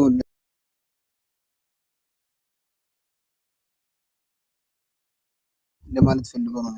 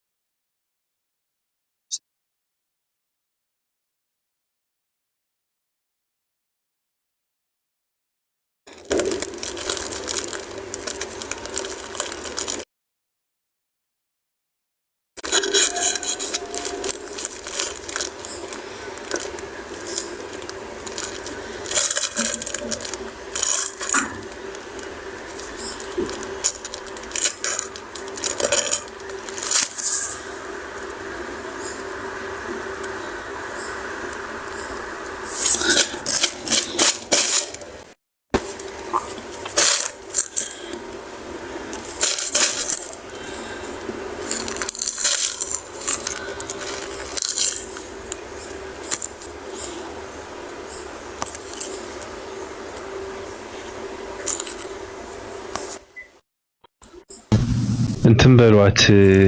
ኦፓ እየሰማሽ ከሆነ ሚዩት አድርጊ። በቃ እሺ ካለሽ እሺ ሚዩት አድርጊ ለማለት ነው። በአፍንጫዬ በኩል ነው የወደኩት። በጣም ይቅርታ። እንዴት ከው እንዳልኩ ጠላትሽ ከው ይላል። በተናችሁ እንደሆነ ታውቆኛል ድምጻችሁ ሲጠፋ። በተንሽን እኮ እንደ እስራኤል በጎች ጠፋን እኮ ተበታተን። ይሄ ቀጥታ ከኢትዮጵያ የሚደወል ስልክ እኔ ስልክ ላይ ለምን እንደው አላውቅም ችግር ነው የሚፈጥርብኝ። አንተ ከአንድ ሀገር ወደ አንድ ሀገር ሲሆን እንደዛ ነው የሚሆነው። ያስበሽዋል። ከባድ ነው ማለት ነው። አየሽ ነገሩ ሄቪ ነው። ኤላዬ ላክ ተሰብሰቡ የነበራችሁ ሰዎች ወደ ክብራችሁ ተመለሱ። አፍንጫ የተሰበረበትን መረቅ የምጠጣበት ካሳ ያስፈልገኛል። ምንም እንዳያሳስብሽ። አንድ በግ ጸየም ያለ በተሳለ ቢላ ነው ማረድ ያለብሽ። ታዲያ ደግሞ በጎቹ እኛ ነን ብለው እንዳይመጡ እኮ አሁን እኮ የሳባ ቋንቋ መጠቀም አልቻልንም። መሲ እያሳቀቁን በጣም ካሜራውን ዝግኝ። እሺ አባቴ አይዋ ባቢ ነው ያለ ባቢ በዛ ታይ ስታክ አረገ ስልኬ ብታይ ፒክቸር ያመጣ ሼር ያረግ በቃ ዱዳ አደረጉ ስልኬን። እጃቸው ይባረክ ታብታብ አድርገው ነው ፋሚሊዎች። እንዲያውም ድምጽ የራሱ የተሰማው ረቆታውን እዚህ ጋር አብርሃም ቤት የመጡት መላእክቶች እንደሆኑ መጽሐፍ ቅዱስ ራሱን በራሱ ይፈታል። ሄርሜቲክ አረዳድ በሚለው ዕብራውያን 13:2 ላይ እንግዶችን መቀበል አትርሱ፣ አንዳንዶችን ሲያደርጉ ሳያውቁ መላእክትን አስተናግደዋልና ይላል። ስለዚህ መላእክትን ያስተናገደው ማን ነው? አብርሃም ነው። አብርሃም እኮ ኢቭን ጥጃ እኮ አምጥቶ አርዶላቸዋል አይደለም? እና መላእክትን ያስተናገደው አብርሃም ነው። እዛ ዘፍጥረት ላይ አብርሃም ከእግዚአብሔር ጋር ቀረ አለ እንጂ ከአንዱ ሰውዬ ጋር ቀረ አይልም እኮ። 3 ሰዎች መጡ፣ 2 ወደ አንዱ ቦታ ሄዱ፣ አንዱ ደግሞ የራሱ ተልእኮ ስላለው እግዚአብሔር ወዳዘዘበት ሄደ ማለት ነው እንጂ ከአንዱ ሰው ጋር አሁን 3ቱ የመጡት እግዚአብሔሮች ቢሆኑ የግዴታ አብርሃም ከአንዱ ሰው ጋር ቀረ ነበር መባል የለበት ሲጻፍ ማለት ነው። ነገር ግን በእግዚአብሔር ፊት ቆመ ነው የሚለው አብርሃም። ደግሞም ምን አለ መሰላችሁ እኔ ግርም ነው የሚለኝና አሁን በስላሴ ዶክትሪን አስተምሮ እነሆ እግዚአብሔር አብ፣ እግዚአብሔር ወልድ፣ እግዚአብሔር መንፈስ ቅዱስ የሚለው የተሟላው ኢየሱስ የግዴታ መወለድ አለበት። ያኒ ኢየሱስ ነው አንዱኛው እግዚአብሔር ማለት ነው። ስለዚህ በሰዓቱ ኢየሱስ ገና አልተረገዘም፣ አልተወለደም። ኦኬ። ስለዚህ ስላሴ የግዴታ ፉል የሚሆኑት መቼ ነው? ኢየሱስ ሲወለድ ማለት ነው። ያኒ በእጅ የሚዳሰሰው በዓይን የሚታየው ኢየሱስ መኖር አለበት። መሲ ቅድም ኢየሱስ ሁሉን አያውቅም ብለሽ ነበርና ጥቅስ ልስጥሽ ኢየሱስ ሁሉን አዋቂ እንደሆነ ማለት ነው። እሺ ጠይብ፣ ለምንድን ነው ታዲያ ስለዛች ቀንና ስለዛች ሰዓት ከአባት በቀር መላእክት የማያውቁም እኔም አላውቅም ያለው? አይ ጥቅስ ልስጥሽ ኢየሱስ ራሱ ጌታ ሆይ አንተ ሁሉን ታውቃለህ ብሎታል። ዮሐንስ ላይ ደግሞ እሱ የሰውን ልብ እንደሚያውቅ ሁሉን ታውቃለህ የሚለው ቆይ ሁሉን ታውቃለህ የሚለው ተናጋሪው ኢየሱስን ፈጣሪ ነው ብሎ ይላል። አሁን ሄርሜኔቲክ አረዳድ ነው መረዳት ያለብን ውዴ። ሄርሜኔቲክ አረዳድ ብሎ ማለት የንግግሩ ባለቤቶች ምን ብለው ነው የሚያምኑት ማለት ነው። ሰው ሁሉን ያውቃል እንዴ? ሰው ሁሉን ያውቃል? ሁሉን ታውቃለህ ያለው ማን ነው? ጴጥሮስ ነው? ማን ነው እንደዛ ያለው? ጴጥሮስ ነው ያለው። ጴጥሮስ ነው ያለው። ስለዚህ ውዴ እዚህ ጋር ነገሩን እንድንፈታው ጴጥሮስ ኢየሱስን ፈጣሪ ነው ብሎ ነው የሚያምነው ወይስ አይደለም? ቦታው ላይ ማለት ነው። ቦታው ላይ ለምን ቦታው ላይ የሚባል ታሪክ አይሰራም ውዴ። መጽሐፍ ቅዱስ አይደለም እዚህ አንቀጽ ላይ እንቁም አይባል። መጽሐፍ ቅዱስ እርስ በርሱ አይጣረስም። ጥቅሱ ላይ ልንገርሽ አይደለም። ለምን ጥቅሱ ላይ ቋዳም ጥቅሱ ላይ አትበይ። መጽሐፍ ቅዱስ በሄርሜኔቲክ ነው የሚፈታው። አሁን ለምሳሌ አንተ ሁሉ ታውቃለህ ሲል አዳምጪ ሆሲ ቋዳምጪ ሆሲ እኔ እያወራሁሽ ያለው ስለ ወንጌል ነው ውዴ። እሺ የፓስተር ወሬ ምናምን ይዣረል ለማወራሽ ሆሲ አሁን እዚህ ጋር እንደዚህ ሌላ ነገር አትቀባጥሪ። አማቀባጠር አይደለም ሆሲ አዳምጪ። አንቺ ሳይሆን ታስጨንቅን ሰው ነገር አታውሪ። ኦኬ እንደዛ ከሆነ ሌላ ነገር አታውሪ ካልሽ ተመርኩዘን ማውራት ያለብን በጴጥሮስ ላይ ነው። ጴጥሮስ ኢየሱስን ሁሉን ታውቃለህ ሲል ጴጥሮስ ኢየሱስን እግዚአብሔር ነህ ብሎ ያምናል? መልሽልኝ። ይኸውልሽ ቦታው ላይ እኮ ኢየሱስ ጠየቀው። ቦታው ላይ ለምን ታያለሽ? ብሎ ጠየቀው ነው እኮ የነገሩ አንቺ እንደተማረ ሰው ህሊና እንዳለው ሰው ነው ማውራታችሁ። ወይ ኢየሱስ ሁሉን ያውቃል። በጣም አካዳሚካሊ ይቀርሻል። ሌላ ሰው አስገቡልኝ ፕሊዝ። ወይ እንደው ምን ያህል አውርድሽም አንቺ በጣም አካዳሚካሊ ይቀርሻል። ጥቅስ ሰጠውሽ እኮ አልተማርሽም። አንቺ አልተማርሽም። እሺ የተማረ ሰው ምናምን አምጡ ያጀማ እዚህ ጋር እንትን ነው። አንተ ሁሉን ታውቃለህ ብሏል አይደለም ጴጥሮስ ኢየሱስን። ጴጥሮስ ኢየሱስን ማን ብሎ ነው የሚያምነው?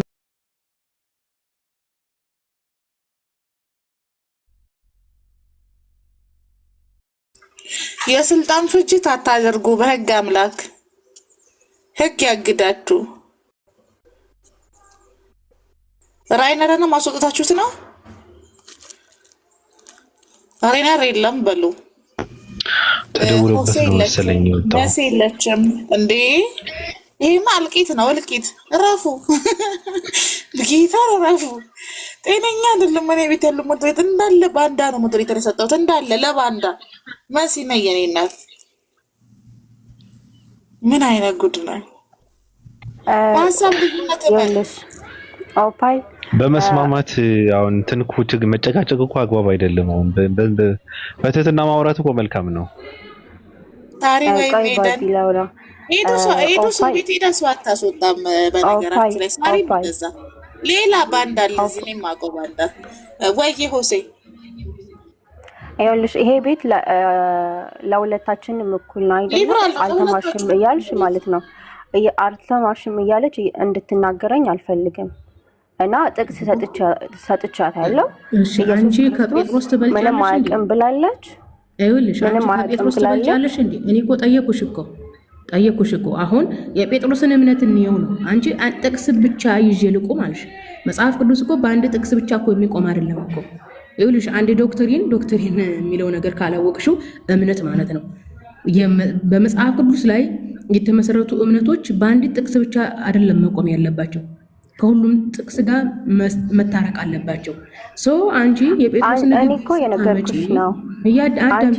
አንቺ እኔ እኮ አግባብ ያለው ጥያቄ ጠየኩሽ እኮ ወገኔ። እኔ እኮ አግባብ ያለው ጥያቄ ይኸው ሰው እየታዘበ ነው። መጽሐፍ ቅዱስ ሄርሜኔቲክ አፈታት ነው መፈታት ያለበት። አንቺ አንዲት ጥቅስ ብቻ ይዤ ጥቅሱን አንብቢው። እሺ ጥቅሱን አንብቢውና ጥቅሱን አውቀዋለሁ አልኩሽ እኮ። ተናጋሪው ማን ነው ስልሽ ጴጥሮስ ነው አልሽ። ስለዚህ ጴጥሮስ የተናገረውን ንግግር ያመጣሽ ኢየሱስ የጠየቀውን ጥያቄ ተመልከቺያ እኮ ኢየሱስ የጠየቀውን ጥያቄ አይደለም። አዳምጪ ቆይ፣ እኔና አንቺ እንረዳዳ ውድ። ይኸውልሽ ሄርሜኔቲክ አፈታት ብሎ ማለት መጽሐፍ ቅዱስ ላይ ያሉት ሰዎች በሚያምኑበት ልክ መረዳት ማለት እንጂ የራስን እምነት እነዛ ሰዎች ላይ መጫን አይደለም። አንቺ እምነትሽን ጴጥሮስ ላይ እየጫንሽ ነው። ስለዚህ የግዴታ የአንቺ እምነትና የጴጥሮስ እምነት መመሳሰል አለበት ነው። ስለዚህ ጴጥሮስ ኢየሱስን ሁሉን ታውቃለህ ሲለው ኢየሱስን ፈጣሪ እያለው ነው። ጴጥሮስ ኢየሱስን ፈጣሪ ብሎ ያምናል ወይ ብዬ ለጠየቁሽ ጥያቄ ማሳየት ነው። ኦኬ። ስለዚህ አሁን ጥያቄያችን ማን ላይ ነው? ፎከስ የምናደርገው ጴጥሮስ ላይ ነው። መረጃ ስጪ። ጴጥሮስ ኢየሱስን ፈጣሪ ነው ብሎ ነው የሚያምነው? እሺ ኢየሱስ ክርስቶስ ማለት ነው ጴጥሮስን ትወደኛለህ ብሎ ሶስት ጊዜ ጠየቀው። እሺ ምን ብሎ ጠየቀው? እሺ አንቺ እንደተናገርሽው እኔም ልናገር። ገባሽ? አንቺ እንደተረዳሽው እኔ ስለማልረዳ መጽሐፍ ቅዱስን ማለት ነው። ለስታትና ለምህረት ይበዛልኝ ሀሳቦች ካሏት ሀሳብ ውስጥ የመጽሐፉ ባለቤት ስለሆነች የራሳቸውም ተርጓሚ ካላት ታብራራና ትቀጥያለሽ። መሲ ምህረትን ማገዝ የሚፈልግ ፕሮቴስታንት ካለ ደግሞ መድረኩ ክፍት ነው፣ ግቡና ምላሽ መስጠት ትችላላችሁ። ይሄ ቤት ለሁሉም ሰው ቤት ነው፣ ሊበራል ሀውስ ነው ይሄ ሀውስ፣ እንዳያሳስባችሁ። ቀጥይ ምህረት። እሺ የኔ ሀሳብ ምንድነው? እሷ ኢየሱስ ክርስቶስ ሁሉን አያውቅም ብላ ነው ሀሳቧን ያቀረበችው ማለት ነው። ኢየሱስ ክርስቶስ ጴጥሮስን ትወደኛለህ ወይ ብሎ ጠየቀው። ከጠየቀው በኋላ 3 ጊዜ ጠየቀው ጴጥሮስን ማለት ነው። ከዛ በኋላ ጴጥሮስ ጌታ ሆይ አንተ ሁሉን ታውቃለህ አለው። በዚህ መሰረት ኢየሱስ ሁሉን አዋቂ እንደሆነ የእግዚአብሔር ቃል በግልጽ ይናገራል ማለት ነው። ሌላ ቦታም ዮሐንስ ላይ አለ ኢየሱስ የሰው ልብ እንደሚያውቅ ማለት ነው። ቆይ አውሩ ትንሽ። ስለዚህ እኔ እኮ ምን ብዬ ነበር የጠየኩሽ? ጴጥሮስና ጳውሎስ ጓደኛሞች ናቸው። እኔና አንቺ ጓደኛሞች ብንሆን በእኔና ባንቺ መካከል የተደረጉትን ህይወትሽ ምንሽን አውቃለሁኝ። ስለዚህ አብሮ እየዋሉ አብሮ እየበሉ እየጠጡ ስለ ጴጥሮስ ባያቅ ነበር የሚገርመው። እንዴ ጓደኛሽ አንቺ አንድ ልብስ እየለበሳችሁ አንድ ላይ እየበላችሁ እያደራችሁ የምታደርጉትን ነገር አብራችሁ እያወራችሁ ስለሱ ሀሳብ ምኞት አንቺ ታውቂያለሽ አይደለም? ስለዚህ እኔ እኮ ስለ አንቺ አውቃለሁ ብትይ እና አንቺ ፈጣሪ ነሽ ማለት ነው።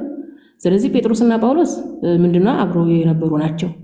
ጴጥሮስ በኢየሱስ ከእግዚአብሔር ዘንድ የተላከ መልእክተኛ መሆኑን በማመን የሐዋርያት አለቃ ተደርጎ በኢየሱስ ተሹሟል። ስለዚህ እኔም ነበር የጠየኩሽ ተወደኛለህ ሆይ ብሎ ነው የጠየቀው ኢየሱስ ጓደኛውን ወይም ተከታዩን ጴጥሮስን እንጂ እኔ ፈጣሪ ነኝ ወይ ብሎ አይደለም የጠየቀው። ወይ ስለኔ ፈጣሪነት ምን ትላለህ አይደለም ያለው። ተወደኛለህ ወይ ብሎ ሲጠይቀው ሁሉን ታውቃለህ አለው። እንደምወድህ ታውቃለህ እያለው ነው እንጂ ጴጥሮስ ኢየሱስን እግዚአብሔር ነህ እያለው አይደለም። እኔም እኮ አግባብ ያለው ጥያቄ ጠይቄሻለሁ። ስለዚህ የራስሽን እምነት ጴጥሮስ ላይ ከምትጭኒ የጴጥሮስን እምነት እንወቅ ነው። ጴጥሮስ ኢየሱስን ፈጣሪ ነው ብሎ ያምናሉ ወይ ብዬ ጠየቅኩሽ፣ አልመልሽልኝም። ስለዚህ ጴጥሮስ ኢየሱስ ክርስቶስን ፈጣሪ ነው ብሎ አያምንም። ኢየሱስ ክርስቶስ ከእግዚአብሔር ዘንድ የተላከ ወይም የእግዚአብሔር ልጅ ነው ብሎ የሚያምነው። የእግዚአብሔር ልጅ ብሎ ማለት የእስራኤል አምላክ በየዘመን መካከል የሚመርጣቸው የእግዚአብሔር ልጅነት በነገራችን ላይ ሹመት ነው። ለዛም ነው ሐዋርያው ጳውሎስ ለሮሜ ሰዎች በላክላቸው ደብዳቤ ምዕራፍ 9 ከ1 ጀምራችሁ ስታነቡ እግዚአብሔር ሉዓላዊ መራጭ ነው ይላል። እስራኤላውያኖችን እየመረጠ ክህነት ይሰጣቸዋል፣ ሕግና ስርዓት ይሰጣቸዋል፣ መለኮታዊ ክብር ይሰጣቸዋል፣ ልጅነትን ይሰጣቸዋል ይላል። ስለዚህ ልጅነት ምንድነው? የሚሰጥ ነው። ስለዚህ ኢየሱስ የእግዚአብሔር ልጅ የተባለው ልጅነት የተሰጠው ነው። ልጅነት የተሰጠው መቼ ነው? እድሜው 30 ዓመት ሲሞላው ማለት ነው። እግዚአብሔር ነው የሰጠው። ሐዋርያው ጳውሎስ እኔ ማን ትሉኛላችሁ? ማን? አዎ ጴጥሮስ። አዎ እኔ ማን ትሉኛላችሁ ስለ ኢየሱስ አንተ የሕያው የእግዚአብሔር ልጅ ነህ አላሉም እንዴ? የሕያው የእግዚአብሔር ልጅ ነህ ነው ያሉት። ስለዚህ ኢየሱስ ክርስቶስ በእግዚአብሔር እንደተቀባ አምነው ነው ምስክርነት የሰጡት እንጂ ኢየሱስን እግዚአብሔር ነው ብሎ የሚያምን አንድም ሐዋርያ የለም። ስለዚህ መጽሐፍ ቅዱስ ላይ አንድን ጥቅስ ስታመጡ ጥቅሱን የተናገረው ሰው ማን ነው? ያ ሰውዬ ኢየሱስን ምን ብሎ ያምነዋል የሚለው ነው እንትን የሚባለው። ስለዚህ ጴጥሮስ ኢየሱስን መምህር እንደሆነ እንጂ የሚያምነው እግዚአብሔር እንደሆነ አያምንም። እና መረጃም አለመጣሽም። ይህን ይመስላል። ጥያቄ አለኝ እያለ ነበር ባባ። እሺ ቆይ እኔና አንቺ ነው የምናወራው። አሁን እኔ እሱን አቅርቤልሻለሁ ጥቅሱን ማለት ነው። አንቺ ኢየሱስ ሁሉን አያውቅም ብለሽ ስታላግጪ ነበረ። እኔ ደግሞ ጴጥሮስ ኢየሱስን ሁሉን ጌታ ሆይ አንተ ሁሉን ታውቃለህ ብሎ ሲናገር አምጥቼልሻለሁ። መቀበል አለመቀበል መብታችሁ ነው፣ ችግር የለብኝም። ዮሐንስ ወንጌል ማለት ነው። ዮሐንስ ወንጌል ምዕራፍ 2 ቁጥር 24 ላይ ምን ይላል? ኢየሱስ ግን ሰውን ሁሉ ስለሚያውቅ ይላል አይታመንባቸውም ነበር ይላል። በሰው ውስጥ ያለውን ያውቅ ስለነበረ ማንም ስለ ሰው እንዲመሰክርለት አላስፈለገውም ይላል። ስለዚህ ሰው ራሱ ለኢየሱስ ክርስቶስ ስለ ሰው አይመሰክርለትም ነበር ይላል የእግዚአብሔር ቃል ማለት ነው። በዚህ መሰረት ኢየሱስ ክርስቶስ ሁሉን አዋቂ ነው። የት ጋ ነው እንደዛ ያለው? አውዱን ማየት አለብን። አውዱንና ታሪኩን ማየት አለብን። ኢየሱስ ክርስቶስ እንደዛ ያለው የሚያምነውት የተከተሉትንና ማመን ስለማይፈልጉት ስለ አይሁዶች ነው የሚያወራው። አይሁዶች በኢየሱስ እንደማያምኑ ኢየሱስ ያውቃል። ስለዚህ ኢየሱስ አይደለም መሲ አይደለም እንደማያምንባቸው አይልም እዚህ ቦታ ላይ ማለት ነው። ኢየሱስ ግን ሰው ሁሉ ስለሚያውቅ ይላል ዮሐንስ ወንጌል ምዕራፍ 2 ቁጥር 24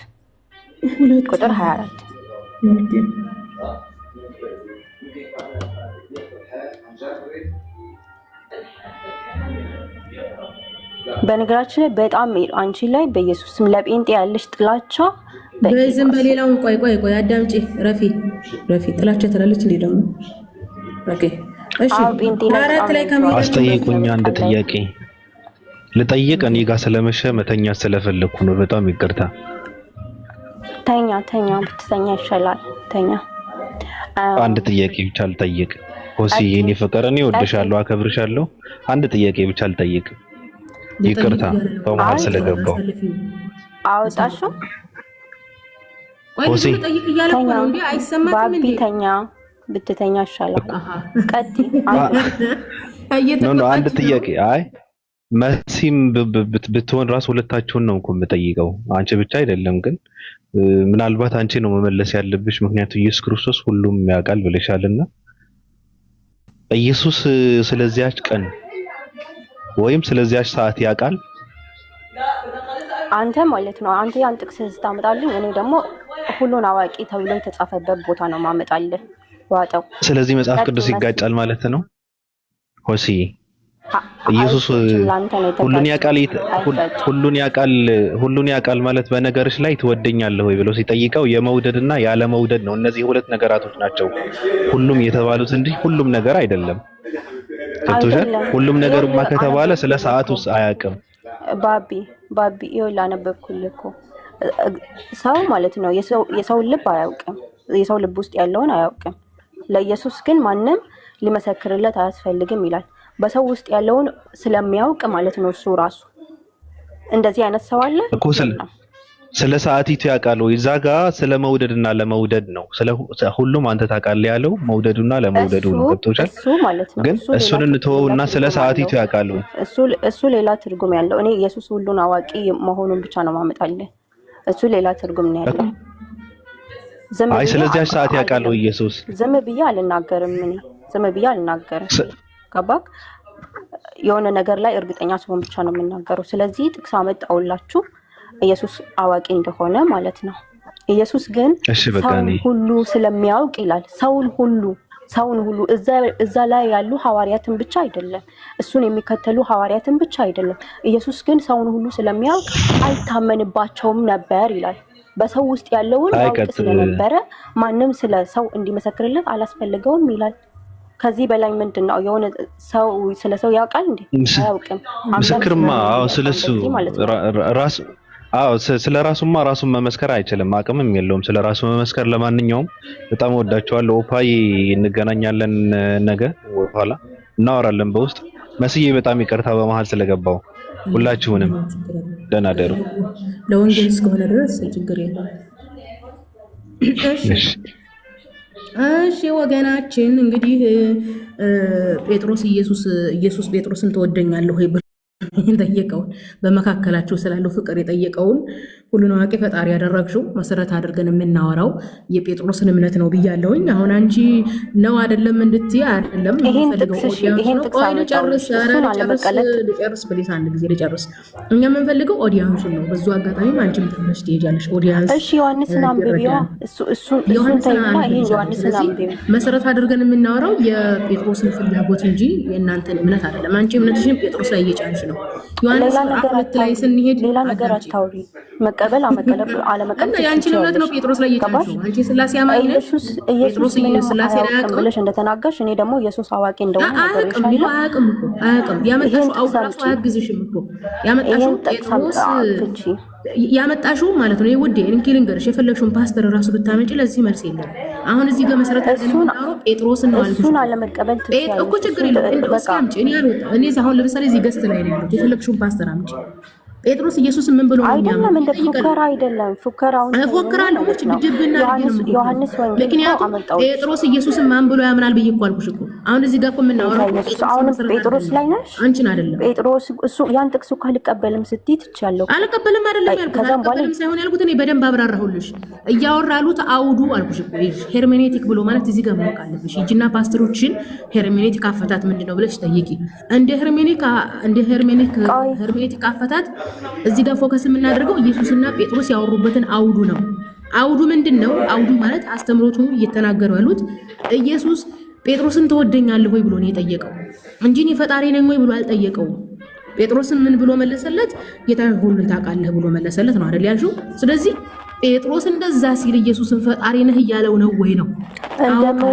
ጴጥሮስ ኢየሱስ እንደምወደ አንተ ታውቃለህ ጌታ እኮ እንደምወድህ አልወድህ ነው። አንቺ ጓደኛሽን ትወድኛለሽ ብለሽ እንደምትጠይቂው ማለት ነው። ጴጥሮስና ጳውሎስ አብረው ነው የሚበሉት እኮ። ትወደኛለህ ወይ ነው ያለው። እኔ ፈጣሪ ነኝ ወይ ብሎ አይደለም እኮ ጠየቀው። ስለዚህ መሰረት አድርገን አንተ ሁሉን ታውቃለህ አለ። ፖሲ መሰረት አድርገን የምናወራው የሁለቱን ንግግር ነው። እሺ እንጂ አንቺ ብላችሁ አይደለም። ኤኒዌይስ እዚህ ጋር ትምህርት የምትወስዱት ያ ጀማዓ የጴጥሮስን እምነት ነው። ጴጥሮስ ኢየሱስን ማን ብሎ ያምነዋል የሚለው ነው የሚያስታርቅልን እንጂ ጴጥሮስ ኢየሱስን ሁሉ ታውቃለህ ብሏል ስላሉ እንዳትሰሙ። ዞር ብላችሁ ጴጥሮስ ኢየሱስን ማን ብሎ ያምናል ብላችሁ ነው ጥያቄ መጠየቅ ያለባችሁ። የጴጥሮስ ንግግር በዚህ አልቋል። ወደ ዮሐንስ ወደ አመጣሹ ስንሄድ ምንድነው በፋሲካ በዓል በኢየሩሳሌም ሳለ ነው የሚለው። ኢየሱስ ኢየሩሳሌም ስላጋጠመ ወሬ ነው የሚያወራው። ስለ ኢየሩሳሌም ሰዎች ነው የሚያወራው እንጂ አጠቃላይ ስለ ዓለም ሁኔታ ምናምን አይደለም። ምንድነው የሚለው 23 በፋሲካ በዓል በኢየሩሳሌም ሳለ ብዙ ሰዎች ያደረገውን ታምራት አይተው በስሙ አመኑ። ኢየሱስ ግን ሰውን ሁሉ ስለሚያውቅ አይታመንባቸውም ነበር ይላል። ምክንያቱም እዚህ ጋር ምንድነው አንዳንዶቹ አመንን እያሉ ፈሪሳውያኖች ምናምኖች ኢየሱስን ይሸውዱት ስለነበረ ከዛ አንጻር ነው እንደዛ ያለው እንጂ ኢየሱስ ፈጣሪ ስለሆነ ሁሉን ያውቃል አይደለም። ኢየሱስ እንደውም ታምራት አድርጌ አታምኑብኝም እያለ ይጥሳቸው ነበር። ሰው እንዲመሰክርለት አያስፈልግም ማለት እኮ እኮ እዚህ ጋር ቆይ ያወራው ወዴ ስለ ስለ ኢየሩሳሌም ሰው እኮ እና የኢየሩሳሌም ሰው ሁሉ ነው እንዴ? ሌላው ዓለምስ? ኧረ ወይኔ ክፍሉ ወይኔ ቃሉ